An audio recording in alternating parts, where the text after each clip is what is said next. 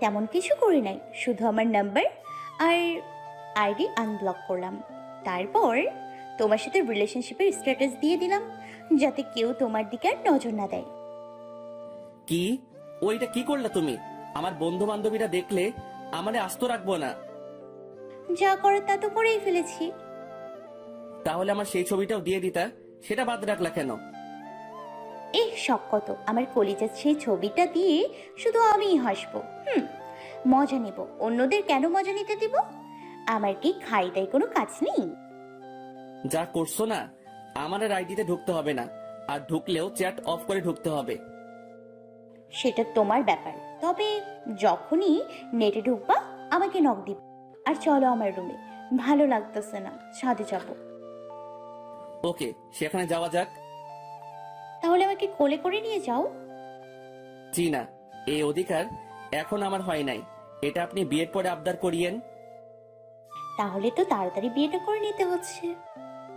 জি না, আমি আমার জীবন তেনা তেনা করতে চাই না। চুপ, যা বলছি তাই হবে, বাড়তি কথা বলবা না। আমি যেটা বলেছি সেটাই হবে। আর চলো ছাদে। সাইমা আমাকে এখনো ধমক দিয়ে বেড়াচ্ছে, আমার উপর শাসনতন্ত্র চালাচ্ছে। সে আমার স্বাধীনতাকে শেষ করে দিল, আর এখন সে আমাকে শাসন করেই যাচ্ছে। তবে রোমান্টিক শাসন যাকে বলা হয় আর কি। তবে বুঝতে পারলাম মেয়েটা আমাকে অনেক ভালোবাসে। সে আমার হাত ধরে আছে, আমরা দুজনেই ছাদে যেতে লাগলাম। ছাদে যেতেই আমি দেখলাম সাইমাদের ছাদে একটা দোলনাও আছে, যার উপরে ছাদও দেওয়া। সে ওইখানে দৌড়ে চলে যায় আর দোলনায় বসে পড়ে, আর আমি দাঁড়িয়ে সাইমার কাণ্ড দেখতে লাগলাম। সাইমা আমাকে তার কাছে ডাক দেয়, আর আমিও তার কাছে যাই আর বলি, কি হয়েছে? কি হয়েছে মানে? বসো আমার পাশে। আরে তুমি বসো, আমি হাওয়া খাই। ওই, বসবি কিনা সেটা বল। আরে আরে বসতেছি। তারপর দোলনায় সাইমার ডান পাশে বসে পড়ি। সেও আমার বাম হাত তার দুহাত দিয়ে ধরে রাখে আর আমার কাঁধে মাথা রাখে। সত্যি অনেক অসাধারণ একটা অনুভূতি। আমিও সাইমাকে নিয়ে অনেক স্বপ্ন দেখছি, তবে মনে করছিলাম তা পূরণ হয় না। কিন্তু আল্লাহ কি মোড়টা দিয়ে দিল, আর আমার পছন্দের মানুষটাকে পাইয়ে দিল। আমরা দুজনেই দোলনায় বসে আছি, আর সাইমা আমার কাঁধে মাথা রেখে বলতে শুরু করে, জানো অন্তর, আমি না অনেক বোকা। আমি আমার ভালোবাসার মানুষটাকে চিনতে পারিনি। আজ যদি রিহানকে হৃদয় মনে করে তার সাথে সংসার শুরু করে দিতাম, তাহলে আমি কোনো দিনও সুখী হতে পারতাম না। কারণ আমি ভুল মানুষের হতে যেতাম। কিন্তু আল্লাহ আমাদের এক করে দিল। তবে একটা কথা, আমি তো তোমাকে অনেক ঘৃণা করতাম, তাহলে কেন তুমি আমাকে ভালোবাসলে? সাইমা দেখো, তুমি রিহান আর নিধিকে অন্ধবিশ্বাস করতে, যার জন্য তুমি আমাকে ঘৃণা করতে। কিন্তু আমি কেন জানি তোমার মধ্যে হারিয়ে যেতাম, আর আমার মন বলতো তোমার ভালোবাসাটা আমার জীবনে প্রয়োজন। আর আমি শিওর ছিলাম একদিন তোমার এই ভুল ধারণাটা ভাঙবে। কিন্তু আমি জানতে পারি তুমি রিহানকে বিয়ে করে নিচ্ছ। আমি বিয়ে থামাতে গেলে তুমি আমাকে তোমার আত্মহত্যার হুমকি দাও। আর জানো, তোমার হুমকি শুনে আমি অনেক ভয় পেয়ে যাই, আর সেজন্য আমি তোমাকে ছেড়ে দেই। তবে মন থেকে ছাড়তে অনেক কষ্ট হয়। তারপরেও শিহাবের মাধ্যমে তোমার স্মৃতি থেকে নিজেকে মুক্ত করি। আর ওই দিন বার্থডে পার্টিতে তুমি আমাকে সত্যটা বলো যে তোমার বিয়ে হয় নাই। তারপরেও আমি তোমার প্রতি কোনো অনুভূতি আমার মনে আনিনি। পরে তোমার অনুপস্থিতি আমাকে চিন্তায় ফেলে দেয়। তাই আমিও তোমার বান্ধবী তিন্নিকে মেসেজ দিয়ে খোঁজ খবর নেই, আর জানতে পারি তুমি অসুস্থ। তাই তোমার জন্য চিন্তার মাত্রা বেড়ে গেল। পরের দিন মানে আজকে তোমার আব্বু আমাকে সব বলে, যা শুনে তোমার জন্য আমার মনে সেই অনুভূতিগুলো আবারও জেগে ওঠে।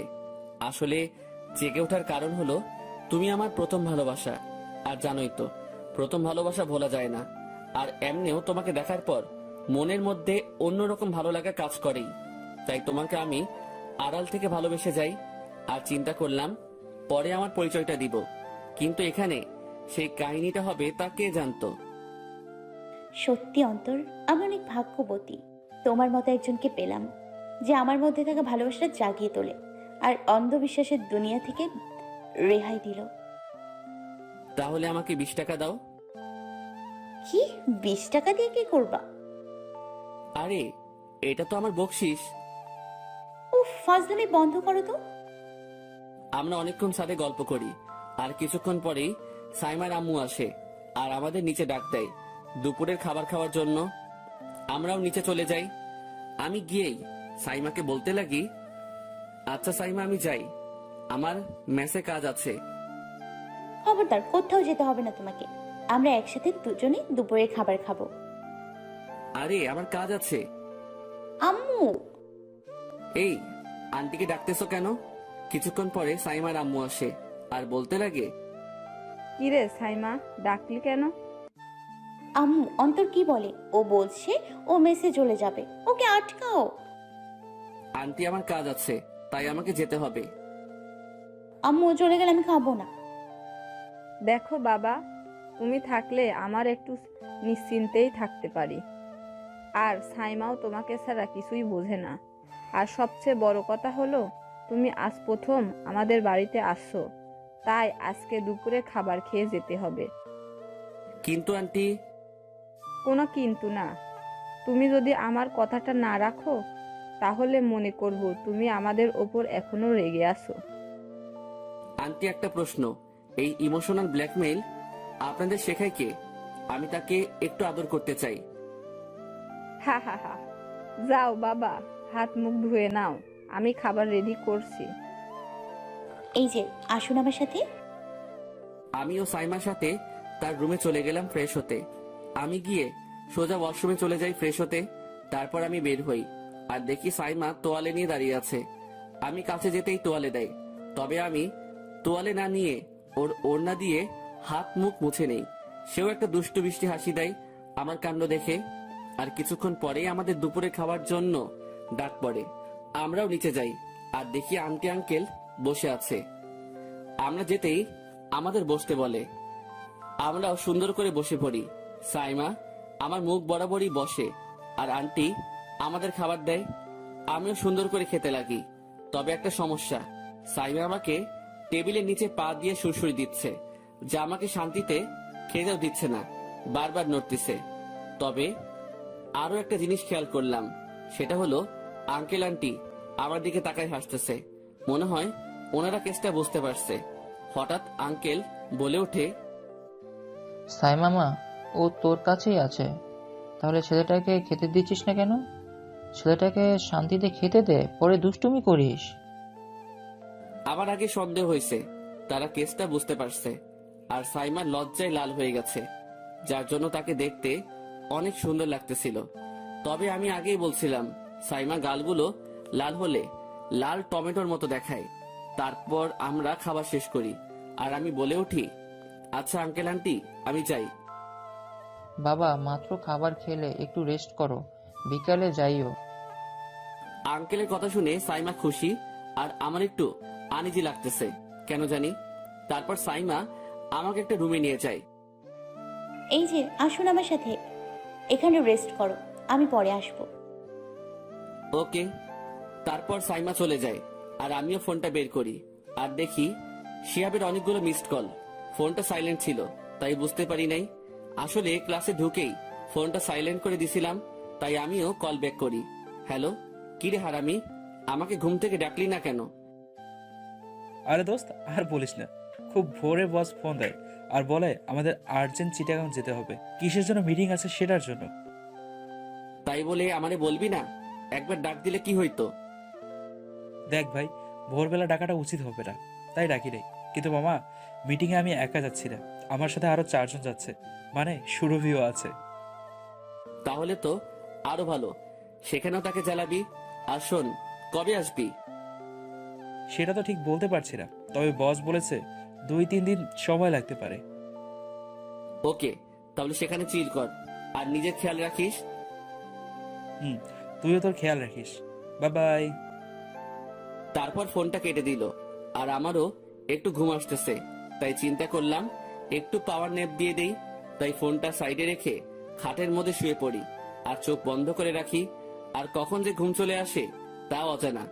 বিকেল বেলা আমার ঘুম ভাঙলো, আমিও চোখ খুলি, সাথে সাথে সেই লেভেলের শক খেয়ে গেলাম, কারণ সাইমা আমার বুকের উপর মাথা রেখে আমাকে জড়িয়ে ধরে শুয়ে আছে।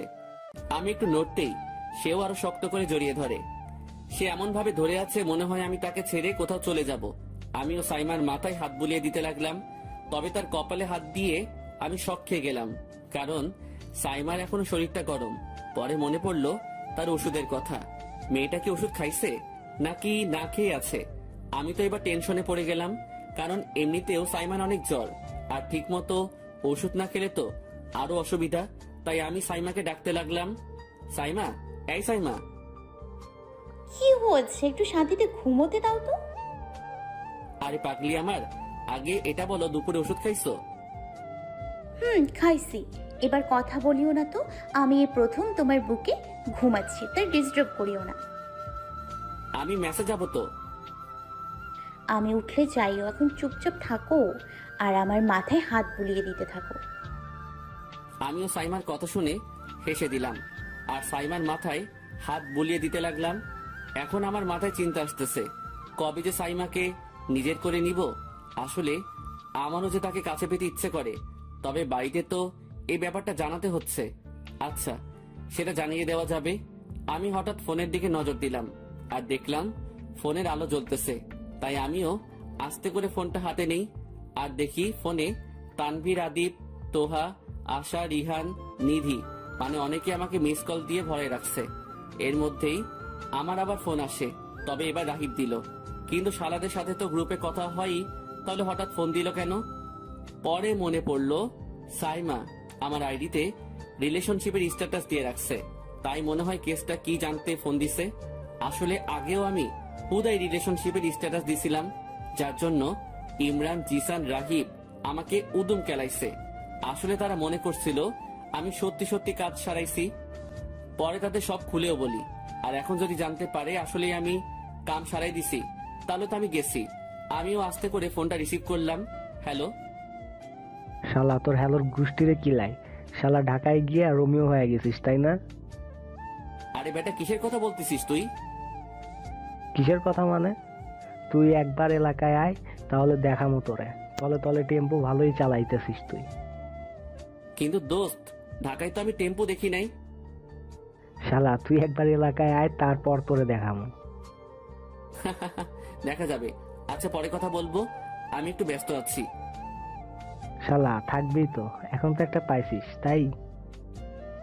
আচ্ছা, 1 মিনিট, তুই কি করে বুঝলি আমি কাউকে পাইছি?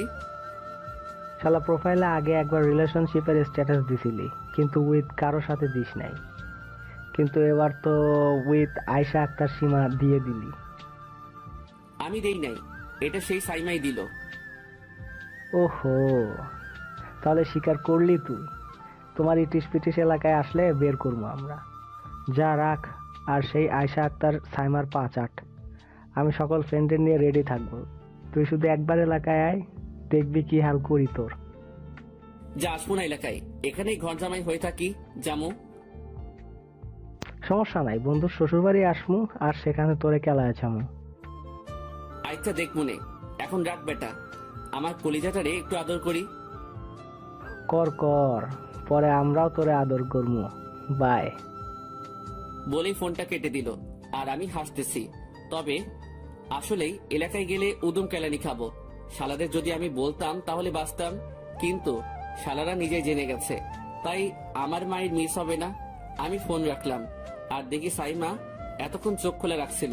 যখনই আমি তার দিকে তাকাই, সে আবার চোখ বন্ধ করে ফেলে। ওরে বাটপার, এই সেমরি, আমাকে পাইছোটা কি তুমি? সাইমা চুপ করে চোখ বন্ধ করে শুয়ে আছে। নাটক বন্ধ করবা নাকি আমি কিছু করব? এই কি হয়েছে, এভাবে কথা বলতেছো কেন? আমাকে কি এতই বোকা পাইছো তুমি? আমি দেখছি এতক্ষণ তুমি আমার কথাগুলো শুনছো, আর যেই আমি তোমার দিকে তাকাইছি সেই তুমি চোখ বন্ধ করে ঘুমের নাটক করতেছো। কই, আমি তো ঘুমোচ্ছিলাম। আচ্ছা তাই, তাহলে ঘুমের মধ্যে কাকে দেখে হাসতেছিলেন গো আফা? কুত্তা, কি বলি তুই? আমি তোর আপা লাগি তাই না? এই যে ধরা খেয়ে গেছে, আপনার রিয়াকশনই প্রুফ করে দিল আপনি মিথ্যা বলতেছেন। আমার লগে চালাকি? আমিও লেজেন্ডারি ফাজিল। এবার সরেন, আমি মেসে যাব। জি না, আমি দেব না যেতে। তুমি আমার সাথে থাকবা। এই যে ম্যাডাম, আমারে পাইছেনটা কি? আপনার মতিগতি আমার ঠিক লাগতেছে না। আপনি কি আমাকে ঘর জামাই বানানোর প্ল্যান করতেছেন নাকি? আর একটু আগেই তো তুমি ছেলেটাকে বললা তুমি ঘর জামাই হয়ে থেকে যাবা। বলেই জিব্বায় কামড় দিল। বাহ, ঘুমের মধ্যেও তো আপনার কান ভালোই চলে, তাই না? আপনাকে তো মিলিটারিতে যাওয়া দরকার। সাইমা আর কিছু বলে নাই, কারণ তার মিথ্যা আমি ধরে ফেলেছি। আমিও উঠে চলে গেলাম ফ্রেশ হতে। তারপর ফ্রেশ হয়ে বেরিয়ে আসলাম, দেখলাম সাইমা মুখ ফুলে বসে আছে। এই যে ম্যাডাম, মুখটা বাংলার পাঁচ করে রাখছেন কেন? তা জেনে তোমার কি হবে? আরে আজব তো, এইভাবে মুখ ফুলে রাখলে তোমাকে ভালো দেখায় নাকি? তুমি তো এখন চলে যাবা, তাই না? তো কি হয়েছে? আমি তো আর তোমার জীবন থেকে হারাই যাচ্ছি না। এই কি বললা? তুমি কিভাবে এই কথা মুখে আনলে? আমি তোমাকে ছেড়ে থাকবো কি করে? আর কখনো এরকম কথা মুখে আনবা না। আমি কোনো দিনও তোমাকে হারাতে চাই না। সাইমার সাথে সাথে দৌড়ে এসে আমাকে জড়িয়ে ধরে, আর সে বলতে লাগে, আমি কোনো দিনও তোমাকে ছেড়ে থাকতে পারবো না। আমি তোমাকে বড্ড ভালোবাসি। তোমাকে আমি আমার মনে জায়গা দিলাম, আর আমি কি করে তোমাকে আমি হারিয়ে ফেলবো? আমি নিজের যথাসাধ্য চেষ্টা করব তোমাকে ধরে রাখার, আর কোথাও হারাতে দিব না তোমাকে। আরে পাগলি আমার, আমি তো কোথাও যাচ্ছি না, সব সময় তোমার আছি আর তোমারই হয়ে থাকবো। তবে আজকে থেকে গেলে কি হয়? হ্যাঁ, আর কিছু বললাম না। কাল তো দেখা হবেই, আর রাতে ফোন আছে, সেটা দিয়ে কথা হবে। এরপর আমি সাইমাকে বলি তার রুম থেকে আমার ব্যাগ নিয়ে আসতে, আর সেও ব্যাগ নিয়ে আসে। তারপর আমি আঙ্কেল আন্টির থেকে বিদায় নিয়ে বাড়ির বাহিরে চলে আসলাম। আঙ্কেল বলছে আমাকে গাড়ি দিয়ে মেসে দিয়ে আসতে। আমি মানা করে দেই। যখনই আমি গেটটা দেখি তখনই সেই দিনটার কথা মনে পড়ে যায়। একদিন এই গেট দিয়ে আমাকে ধাক্কা মেরে বের করে দেওয়া হয়, আর আজ এই গেট দিয়ে সম্মানের সাথে আসলাম আর যাচ্ছি। আমিও মনের সুখে মেসে যেতে লাগলাম। পরে মনে পড়লো বন্ধু বান্ধবীর কথা, আর তারা তো আমাকে অনেকগুলো মিস কল দিয়েই রাখছে। আমি শিওর এরা আমাকে পাইলে আলু ভর্তা বানাবে। ধুর, আলু ভর্তার কথা বলতেই মুখে পানি চলে আসলো। না, আজকে সেটাই বানাবো। চিন্তা করলাম এখন বিকাল, তাই একটু বাহিরেই হেঁটে আসি। তাই আমিও বাইরে হাঁটতে লাগলাম। সন্ধ্যায় মাগরিবের আজান শুনলাম, তাই চিন্তা করলাম নামাজ পড়েই মেসে যাব। তাই আমিও মসজিদে চলে যাই। নামাজ শেষ করে বাহিরে নাস্তা করে মেসে চলে যাই। মেসে গিয়ে চিন্তা করলাম বাসায় ফোন দেই। তাই আমিও আম্মুকে ফোন দিতে চেষ্টা করতে লাগলাম, কিন্তু আম্মুর ফোনটা বন্ধ বলতেছে। আমি অনেকবার ট্রাই করলাম, পরে আব্বুর ফোনেও কল দিতে লাগলাম। আজব তো, আম্মু আব্বু দুজনের ফোন বন্ধ কেন? না, পরে ট্রাই করব। আমিও ফোনটা রেখে বই খুলে পড়া শুরু করলাম। খেয়াল করলাম তোহা ফোন দিচ্ছে, তাই আমিও রিসিভ করলাম। হ্যালো। এই কুত্তা, দুপুরে ফোন দিছি, ধরিস নাই কেন? আরে আমি একটু ব্যস্ত ছিলাম, সরি। কুত্তা হারামি শয়তান। না না, নতুন পাইলে পুরানো ভুলে যাস, তাই না? আরে তোহা শান্ত হ। কিন্তু তোহা শান্ত না হয়ে আমাকে বাংলা ওয়াজ মাহফিল শোনাতে লাগে। আমিও আস্তে করে ফোনটা কেটে দেই, আর কানে হাত দিয়ে চেক করতে লাগি রক্ত বের হচ্ছে কিনা। পরে খেয়াল করলাম সে আবার ফোন দিছে, তাই আমিও ফোনটা উল্টা করে রাখি আর পড়তে লাগি। রাতে পড়া শেষ করে আমি ফোনটা হাতে নেই আর দেখি তোমার 7টা মিস কল। আমিও ফোন রেখে রাতের খাবার রেডি করে খেয়ে নেই, আর রাতে আম্মু আব্বুকে ফোন দিতে লাগি, কিন্তু এখনো ফোন বন্ধ। এবার টেনশনে পড়ে গেলাম, তাই রাহিবকে ফোন দেই। ওরে বাটপার, গ্রুপে ঢুকিস নাই কেন? শালা, আমি অনলাইনে ঢুকেই নাই। আচ্ছা দোস্ত, আমার বাসার দিকে একটু যা তো, আর দেখ আম্মু আব্বু আছে কিনা। কেন দোস্ত, কি হয়েছে? আরে বেটা, আমি তাদের অনেকক্ষণ ধরে ফোন দিতে চাচ্ছি, কিন্তু তাদের ফোনটা বন্ধ। দেখ না ভাই একটু। আচ্ছা দেখতেছি, তুই টেনশন করিস না। তারপর ফোনটা কেটে দিল, আর 5 মিনিট পর ফোন করলো। হ্যাঁ দোস্ত বল। তোদের বাড়িতে তো তালা মারা। কি, তারা গেল কই? সেটা তো জানি না। আচ্ছা শোন, তারা আসলে আমি তোকে ফোন দিব। ভাই একটু খোঁজ খবর নিয়ে দেখ তারা কোথায়। দেখতেছি, টেনশন করিস না, শান্ত থাক। বলেই ফোনটা কেটে দিলাম। তারপর ফোনটা চার্জে লাগিয়ে শুয়ে পড়ি, কিন্তু আম্মু আব্বু আর টিহার জন্য টেনশন হচ্ছে। তারা গেল কই? চিন্তা করতে করতে ঘুম চলে আসে আমার। সকালবেলা আমার ঘুম ভাঙে, আমিও উঠে ফ্রেশ হই নেই আর রেডি হয়ে চলে যাই ভার্সিটি। তবে আজকে ভার্সিটি একটু শান্ত লাগতেছে। তাই কেন জানি ভয়ও লাগতেছে। আমিও ভিতরে গেলাম। হঠাৎই কেউ একজন আমাকে ধরে ফেলে। আমি খেয়াল করলাম আশা ধরে আছে, আর এটাও দেখালাম সে একা নয়, সাথে আছে তোহা, তানভীর, আদিপ, রিহান, নিধি আর সেই হারামি সিনিয়র ভাই। এখন প্রশ্ন হলো, গিয়ে এরা সবাই একত্রে কি করতেছে? কিরে কই যাস? তো তোরা আমাকে এইভাবে দেখছিস কেন? রিলেশন করিস ভালো কথা, আমাদের বললি না কেন? আমরা কি তোর জন্য কম কষ্ট করছি? তাই বলে এইভাবে গ্যাং নিয়ে আমার জন্য দাঁড়ায় থাকবি? শালা বেঈমান, সাইমার লোকে তোর লাইনের জন্য কতই না কি করলাম, তারে গিয়ে সত্যি বললাম, প্রমাণও দিলাম যে তুই হৃদয়, আর তুই আমাদের কিছুই বললি না। আজকে তোর কপালে বহুত বড় দুঃখ আছে বলেই সবাই আমার দিকে ঝাঁপিয়ে পড়ে। আমি সুযোগ বুঝিয়ে দিলাম দৌড়, আর এক দৌড়ে প্রিন্সিপাল স্যারের রুমে। তবে এবার প্রবেশের জন্য বলি নাই, ডাইরেক্ট এন্ট্রি নিলাম। আর বলতে নাকি, স্যার আমাকে বাঁচান, আমাকে ওরা মেরে ফেলতে চাচ্ছে। সেটা তো ভালো কথা, তোর ঠিকানা দিস, আমি 40 দিনা খেয়ে আসবো।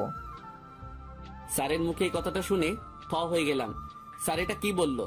আমাকে মারার জন্য ওইগুলো আসতেছে, আর স্যার আমার 40 দিনা খাওয়ার জন্য পড়ে আছে। আমার আর বুঝতে বাকি রইল না, স্যারও তাদের সাথে আছে। তাই আমিও দিলাম আবার এক দৌড়। স্যারের রুম থেকে বের হতেই দেখলাম পুরা গ্যাং ক্যাম্পাসে আমাকে খুঁজতেছে। আমিও তাদেরকে দেখে উল্টা দিকে দিলাম দৌড়। শালা আজকে কার মুখ দেখে উঠলাম আল্লাহই জানে। ও হ্যাঁ, আয়নায় নিজের চেহারাই তো দেখলাম। শালা আসলে একটা কুফা চেহারা। আমি অনেক হয়রান হয়ে গেলাম, তাই ক্যাম্পাসে একটা জায়গায় লুকিয়ে বসলাম। কেউ একজন আমাকে পানি এগিয়ে দিল, আমিও পানি খেয়ে নিলাম। Thank you. You are most welcome. আমিও পিছনে তাকালাম, আর তাকে দেখেই সেই লেভেলে ভয় পেয়ে গেলাম, কারণ সবগুলো দাঁড়ায় আছে আর আশা আমাকে পানি দিছে। আমি উঠতেই সবগুলো আমাকে ঘিরে ফেলে। আমি কিছু বলতে যাব, তার আগে তৃতীয় বিশ্বযুদ্ধ শুরু। অনেকক্ষণ আমাকে কিছু সদস্য মারলো, আর কিছু তামাশা দেখতে লাগলো, আর আমিও বসে আছি। তবে গতবারের চেয়ে এবার আসতেই মারলো। কুত্তা, তোরে মারতে গিয়ে আমি নিজেই ব্যথা পেয়েছি। শরীরের সব বিলাইয়ের হাড্ডি। আর কেউ বাকি আছে? মারি নেন। কথা তো বলতে দিলি না তোরা। কি বলবি শালা তুই? তাহলে শোন। তারপর সবাইকে সবকিছু বললাম। আমার কথা শুনেই আবার সবাই সরি বলতে যাবে, তার আগে থামাই দেই সবগুলাকে। সরি আর বলতে হবে না, মাইরও দিলি, এখন আবার সরিও বলতে আসতেছিস? রাখ তোদের সরি বলে সেখান থেকে চলে গেলাম ক্লাসে। কিছুক্ষণ পরে সবাই আসে, আমি একটার সাথেও কথা বলি নাই। কিছুক্ষণ পরে স্যার আসে আর ক্লাস করাতে থাকে। আমিও ক্লাসে মনোযোগ দেই, কিন্তু আজকে সাইমা আসলো না। আজ প্রথম তাকে ক্লাসে খুব মিস করলাম। ক্লাসটা শেষ করে আমি বাহিরে চলে যাই, আর সাইমাকে কল দিলাম। হ্যালো সাইমা, কেমন আছো? এই তো এখন ভালোই আছি। তুমি কেমন আছো? আর ভার্সিটি গেছো? আসছি, তবে তোমাকে মিস করতেছি। আমিও আসতাম, তবে আজকে বাসায় মেহমান আসছে, তাই আসিনি, সরি। সমস্যা নাই। তারপর সাইমার সাথে আরো কিছুক্ষণ কথা বলে নেই। এরপর আবার আম্মু আব্বুকে ফোন দেই, কিন্তু ফোন বন্ধ। তাই রাহিবকেও ফোন দেই। তার থেকে জানতে পারি সে আম্মু আব্বুর কোনো খোঁজ পায়নি। আমার টেনশনে আর কিছুই ভালো লাগতেছে না, তাই চলে গেলাম মেসে। আজকে দুপুরে কিছুই খাইতে ইচ্ছে করতেছে না। বিকাল পর্যন্ত আম্মু আব্বুকে ফোন দিয়েই সময় পার করলাম, কিন্তু ফোনটা বন্ধই ছিল। হঠাৎ আমার ফোনে কল আসে, তবে শিহাব করছে। আমিও রিসিভ করলাম। হ্যাঁ শিহাব বল, কেমন আছিস? দোস্ত আমি শেষ হয়ে গেছি রে। এই তুই কান্না করতেছিস কেন? কি হয়েছে? দোস্ত রে, আমারে শেষ করে দিল রে। অপর পাশ থেকে কেউ একজন শিহাবকে বলে, এই তোমার ওভার অ্যাক্টিং বন্ধ হলে অন্তর ভাইয়াকে সব সত্যিটা বলে দাও। আমি শোনা মাত্রই রেগে যাই আর বলি, কোন জানোয়ারের বাচ্চা আমার বন্ধুর ক্ষতি করছে, আমার বন্ধুকে কান্না করাইছে? দোস্ত রে, সুরভি কি গেমটাই না খেললো, এক চান্সে আমাকে বিয়ে করে ফেললো রে। শালার কথা শোনা মাত্রই আমি ভেবাচাকা খেয়ে গেলাম। আমি মনে করছিলাম কেউ শিহাবকে কিডন্যাপ করছে বা মারছে, কিন্তু বিয়ে করছে বলে এইভাবে কান্না করতেছে তা শুনে আমি শিহরিত। শালা, আমি মনে করছিলাম কি না কি হয়েছে। আর তুই? দোস্ত, আমাদের মিটিং আমাদের এলাকার খুব কাছের এরিয়ার হোটেলে হয়। আমি আজকে সকালে মিটিং করে চিন্তা করলাম পরিবারের সাথে দেখা করব। তাই আমি বস অধরা ম্যামকে বলি, আর সেও রাজি হয়ে যায় আর আমাকে যেতে দেয়। আমিও খুশি মনে চলে যাই, আর দেখলাম সুরভিও বসকে নিয়ে কোথায় যেন যাচ্ছে। সেটা তাদের ব্যাপার, আমিও বাসায় গিয়ে সবাইকে চমকে দিতে চেয়েছিলাম, কিন্তু বাসায় গিয়ে আমি নিজেই চমকে যাই, কারণ সেখানে সুরভির বাবা মা আসছে। আমিও তাদের দেখে সালাম দিলাম, তবে তারা আমাকে দেখে অবাক হলো না, অথচ আমি আসবো যে কাউকেই কিছু বলিনি। আমিও রুমে গিয়ে ফ্রেশ হয়ে বাইরে এসে দেখি আম্মু আমার জন্য পাঞ্জাবি রেডি করে রাখলো। তা দেখে আমি অবাক। আমি আম্মুকে জিজ্ঞেস করি, আমাকে দেখে তারা চমকে যায় নেই, কিন্তু আম্মু বলল এইসব পরে হবে, তাড়াতাড়ি পাঞ্জাবি পরে রেডি হয়ে নেয়। আমার মনে অনেক প্রশ্ন জাগলো, তারপরও আমি আম্মুর দেওয়া পাঞ্জাবি পরে নিলাম। তার কিছুক্ষণ পরে আম্মু আসে আর বলে নিচে যেতে। আমিও নিচে গিয়ে দেখি সোফায় আমার সামনে লাল শাড়ি পরা একটা মেয়ে বসে আছে। আমি আম্মুকে জিজ্ঞেস করলাম এটাকে, আর আমাদের বাসায় কোনো প্রোগ্রাম আছে নাকি, কিন্তু আম্মু আমাকে বলল চুপচাপ মেয়েটার পাশে গিয়ে বসে পড়তে। আমিও আম্মুর ধমকে চুপচাপ বসে পড়ি। পরে খেয়াল করলাম আমার সামনে কাজী সাহেব আসছে। আমিও আম্মুকে জিজ্ঞেস করি কাজী সাহেব এখানে কেন, কিন্তু ভাই আম্মু আমাকে ধমক দিয়ে বলছে চুপচাপ থাকতে, আর কাজী সাহেব যা যা করতে বলে সেটা করতে। আমিও আম্মুর দিকে হা হয়ে তাকায় আছি। পরে বুঝতে পারলাম তারা আমার বিয়ে দিচ্ছে। দোস্তরে আমি কত বড়ই না শক খেলাম। বিয়ের কাজও শেষ, কিন্তু জানি না কেউ আমার বউ।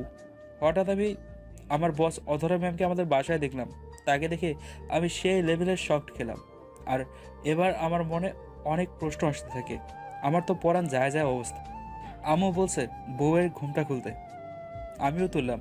বিশ্বাস কর অল্পের জন্য হার্ট অ্যাটাক করে মারা যাইতাম, কারণ মেয়েটা আর কেউ না, মেয়েটা হচ্ছে সুরভি।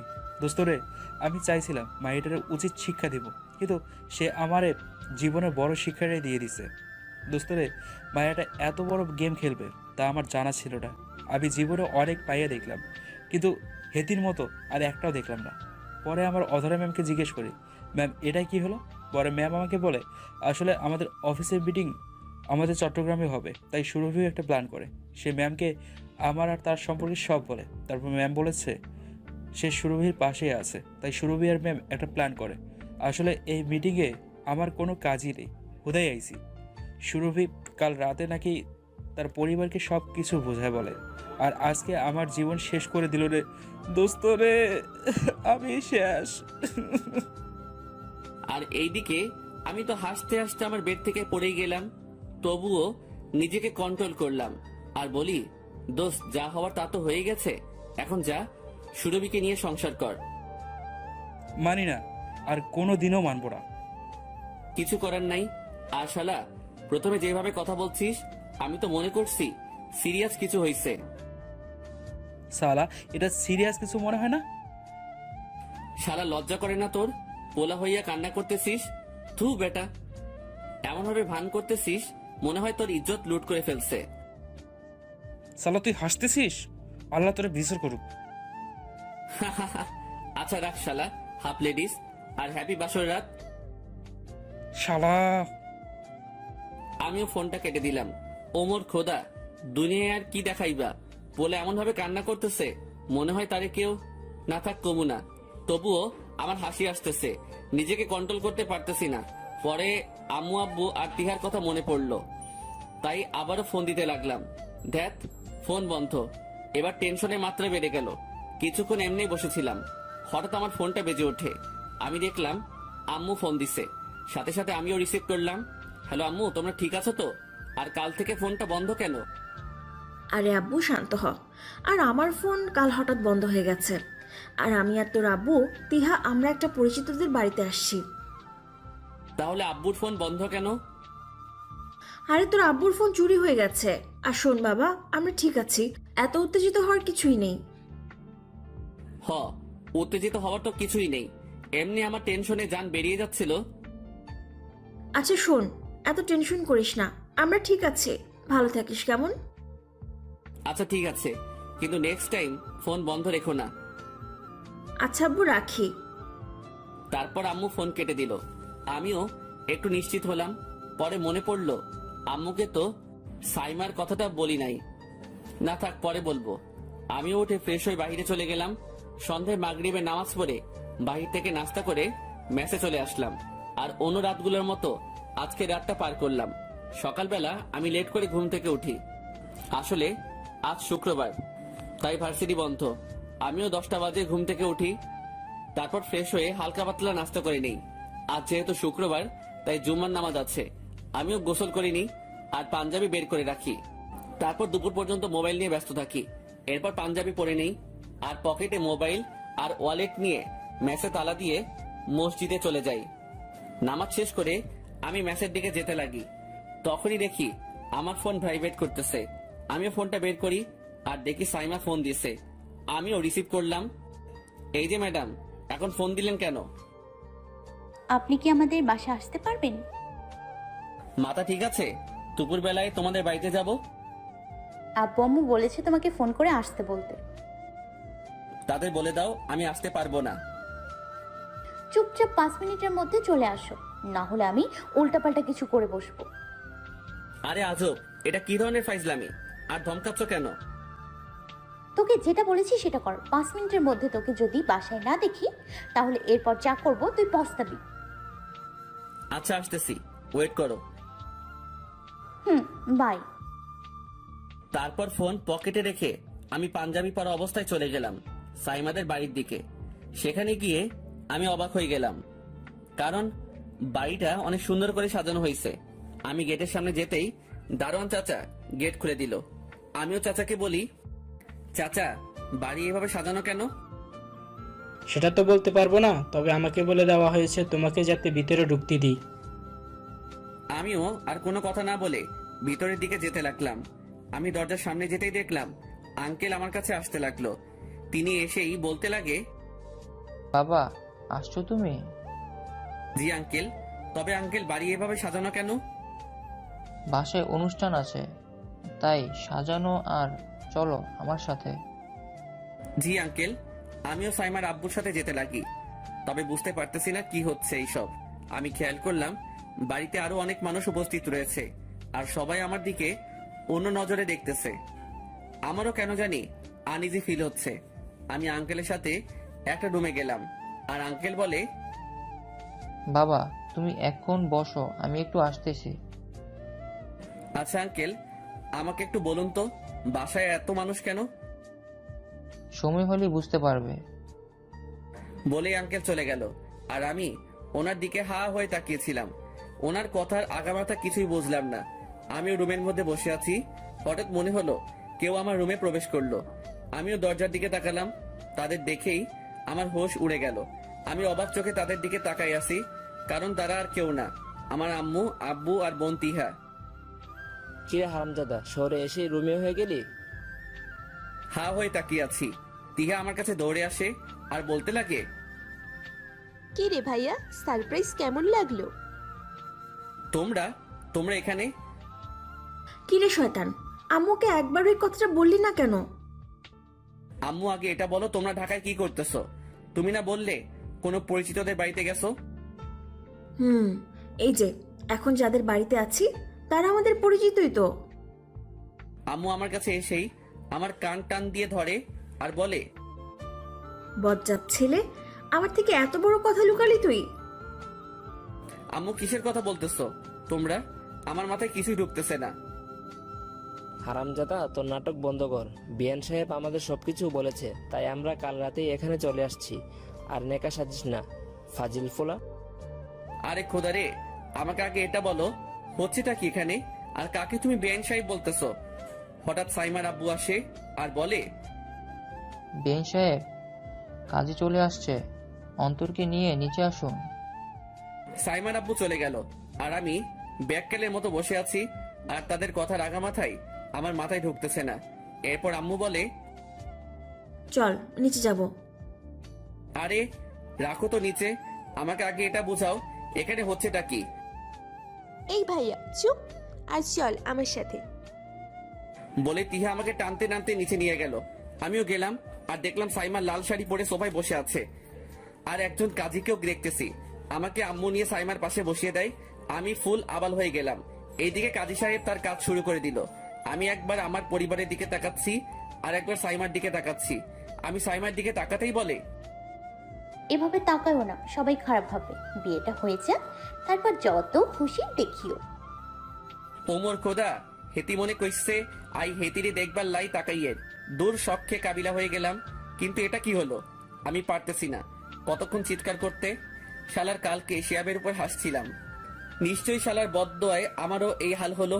বিয়েটাও শেষ হয়ে গেল, কিন্তু আমি এখনো কনফিউশনে। এটা কি হলো আমার সাথে? কি থেকে কি হয়ে গেল? আইলাম এক কাজে, হয়ে গেল আরেক কাজ। রাতের বেলা আমিও এখনো হাবু হয়ে আছি, আর আজকে সবকিছু আমার মাথার উপর দিয়ে গেল। হঠাৎ আম্মু আসে আর বলে, কি রে, কি এত ভাবছিস? আম্মু আজকে এটা কি হলো আমার সাথে? কি হয়েছে বুঝিস নাই? এখন রুমে যা। যাবো না, আগে আমার সব বোঝাও। তোর বই থেকে সব শুনে নিস। বলে আমাকে ধমক দিয়ে রুমে ঢুকাই দেয়। আমিও হাবলার মতো যেতে লাগি। সাইমা আমাকে আসতে দেখে খাট থেকে নেমে আমাকে সালাম করলো। আমার সেদিকে ধ্যান নেই। হঠাৎ আমার পায়ে চিমটি দেয়। আউচ! এই, আমাকে চিমটি দিলে কেন?